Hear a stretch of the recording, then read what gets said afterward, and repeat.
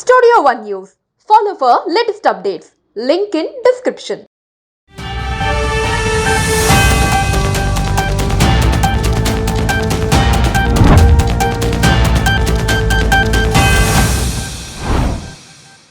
ఉగ్రదాడులకు ప్రతీకారంగా చేపట్టిన ఆపరేషన్ సింధూర్లో భాగంగా భారత వైమానిక దళం పాకిస్తాన్ ఆక్రమిత కాశ్మీర్ పిఓకేలోని ఉగ్రవాద స్థావరాలపై వైమానిక దాడి చేసింది. అర్ధరాత్రి ఖచ్చితంగా గుర్తుపట్టిన ఉగ్రవాద స్థావరాలను లక్ష్యంగా చేసుకుని భారత్ ఆర్మీ దాడులు చేసింది. ఇది పాకిస్తాన్ లో భయాందోళనలను సృష్టించింది. ఈ దాడి తర్వాత ఈ రోజు ప్రధానమంత్రి షాబాజ్ షరీఫ్ పార్లమెంట్ లో జాతిని ఉద్దేశించి ప్రసంగించారు. అయితే ప్రసంగం మధ్యలో ఎవ్వరూ ఊహించని సంఘటన జరిగింది. ప్రధానమంత్రి షాబాజ్ షరీఫ్ దాదాపు 25 నిమిషాల పాటు పార్లమెంట్ ను ఉద్దేశించి ప్రసంగించిన తర్వాత ఎవరో వెనక నుండి ఒక కాగితం ముక్కనిచ్చారు. దీంతో షాబాజ్ షరీఫ్ ముఖం అకస్మాత్తుగా గంభీరంగా మారిపోయింది. అతను తన ప్రసంగాన్ని అసంపూర్ణంగా వదిలేసి మరేం మాట్లాడకుండా పార్లమెంట్ నుండి త్వరగా వెళ్లిపోయారు. ప్రధానమంత్రి అకస్మాత్తుగా లేచి బయటకు వెళ్లేలా చేసిన ఆ స్లిప్ లో ఏముందో అంటూ పార్లమెంట్ లో ఉన్న వారందరూ ఆశ్చర్యపోయారు.